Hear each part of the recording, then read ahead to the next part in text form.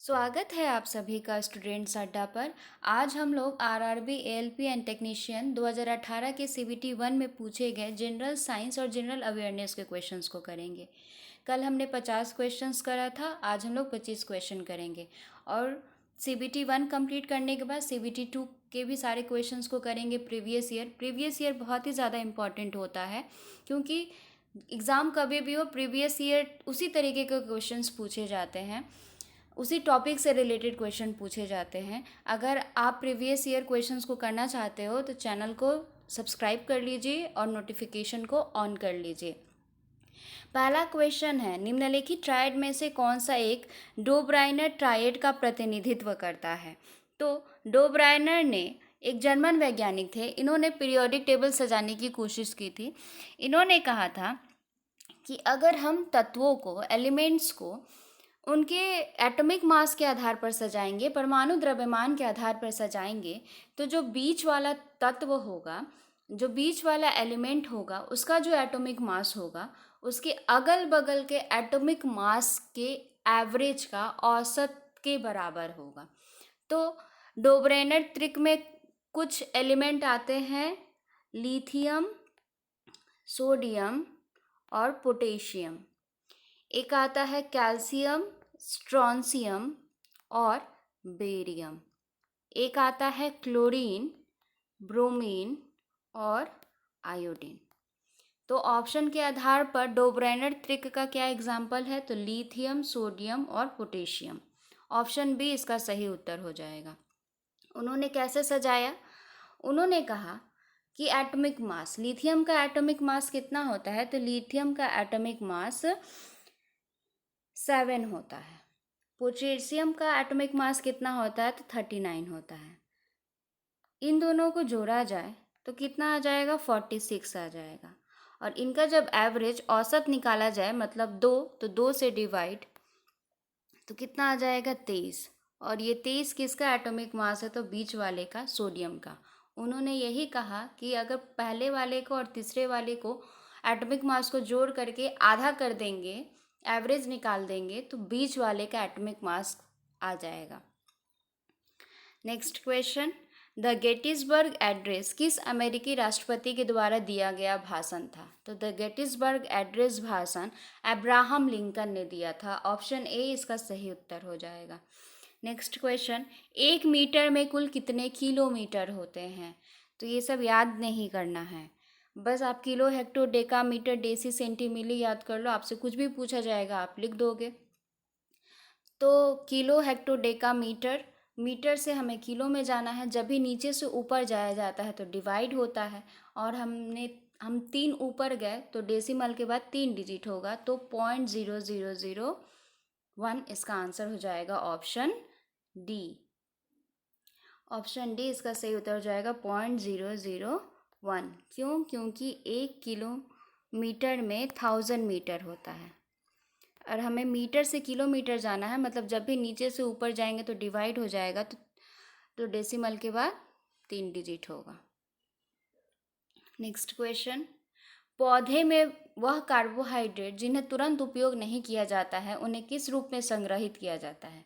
तो पौधे में वह कार्बोहाइड्रेट जिन्हें स्टोर करके रखा जाता है, जिसका तुरंत उपयोग नहीं होता, उसको स्टार्च के रूप में संग्रहित करके, स्टोर करके रखा जाता है। ऑप्शन ए इसका सही उत्तर हो जाएगा।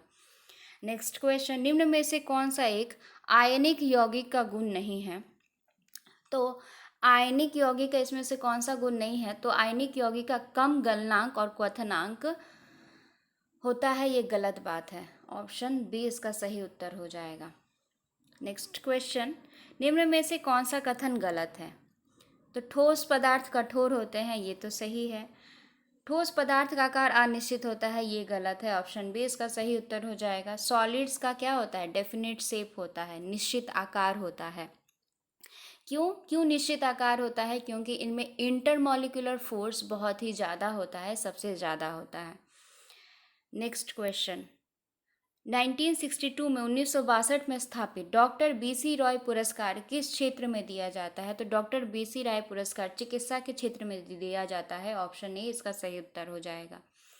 नेक्स्ट क्वेश्चन, निम्न तत्वों में से किसका परमाणु द्रव्यमान सबसे कम है?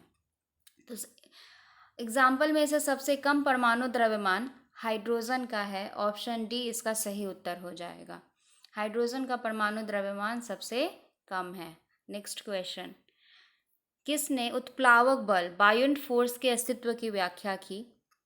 कि कोई भी चीज़ तैरता कैसे है, बायोंट फोर्स पानी में, उसके अस्तित्व की व्याख्या किसने किया? तो आर्किमिडीज ने किया। ऑप्शन डी, बायोंट फोर्स का व्याख्या किसने किया? तो आर्किमिडीज ने किया।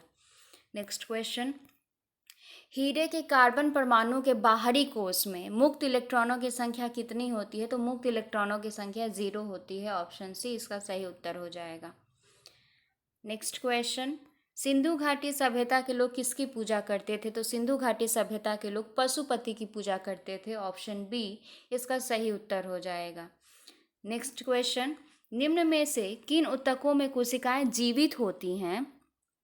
मतलब उसमें लिविंग सेल होते हैं, लंबी और कोनों पर अनियमित रूप से स्थूल होती हैं, मतलब कॉर्नर में थोड़ा थिक रहेगा।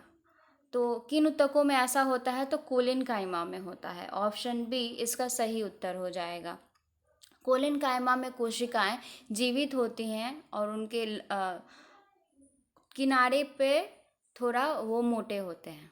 नेक्स्ट क्वेश्चन, निम्न में से कौन सा डोब्राइनर त्रिक का तीसरा सदस्य है जिसमें लिथियम सोडियम भी शामिल है? तो हमने पहला क्वेश्चन ही पढ़ा, लिथियम सोडियम और पोटेशियम, ये याद कर लेना है। ऑप्शन बी इसका सही उत्तर हो जाएगा। नेक्स्ट क्वेश्चन, अमीबा में किस प्रकार का अलैंगिक प्रजनन होता है? तो अमीबा में बाइनरी फिजन होता है, बाइनरी विखंडन द्वारा अलैंगिक प्रजनन होता है।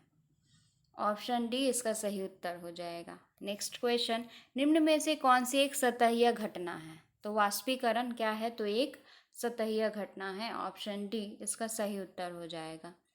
नेक्स्ट क्वेश्चन, एक वक्रीय दर्पण जिसमें परावर्तन सतह अंदर की ओर वक्रीय होता है, मतलब ऐसा होता है, ऐसा किसमें होता है? तो ऐसा कनकेव मिरर में होता है, अवतल दर्पण में होता है। ऑप्शन ए इसका सही उत्तर हो जाएगा। नेक्स्ट क्वेश्चन, किसके अनुरूप वस्तु की गतिज ऊर्जा की वृद्धि होती है? तो जितना ज़्यादा स्पीड रहेगा काइनेटिक एनर्जी उतना ही ज़्यादा रहेगा। तो गतिज ऊर्जा की वृद्धि किसके अनुरूप होती है? तो गति के विरुद्ध, गति के अनुरूप।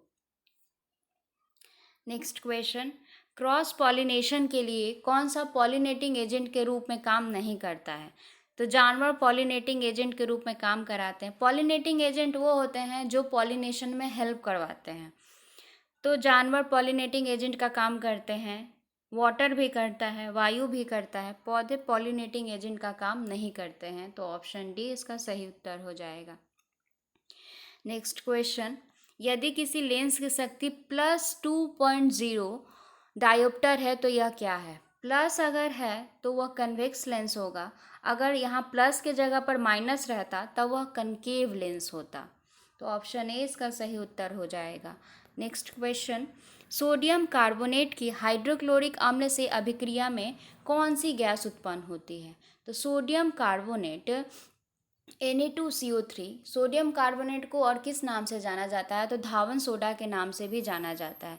यह जब हाइड्रोक्लोरिक एसिड HCl के साथ अभिक्रिया करती है तो कौन सी गैस उत्पन्न होती है? तो कार्बन डाइऑक्साइड गैस।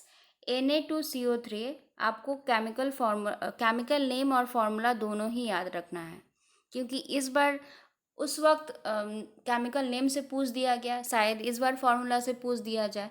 तो जब Na2CO3 और HCl आपस में अभिक्रिया करते हैं तो क्या क्या बनता है? तो NaCl बनता है साधारण नमक, और H2O बनता है पानी, और कौन सा गैस बनता है? तो CO2 बनता है। तो इसका सही उत्तर हो जाएगा option B, CO2। Next question, अपच का इलाज करने के लिए किस प्रकार की दवा का प्रयोग किया जाता है? इनडाइजेशन के इलाज के लिए किस प्रकार की दवा का उपयोग किया जाता है? तो इनडाइजेशन के लिए एंटासिड का उपयोग किया जाता है। ऑप्शन ए इसका सही उत्तर हो जाएगा। एंटीबायोटिक बैक्टीरियल इन्फेक्शन के लिए किस प्रकार की दवाओं का यूज़ किया जाता है? तो एंटीबायोटिक।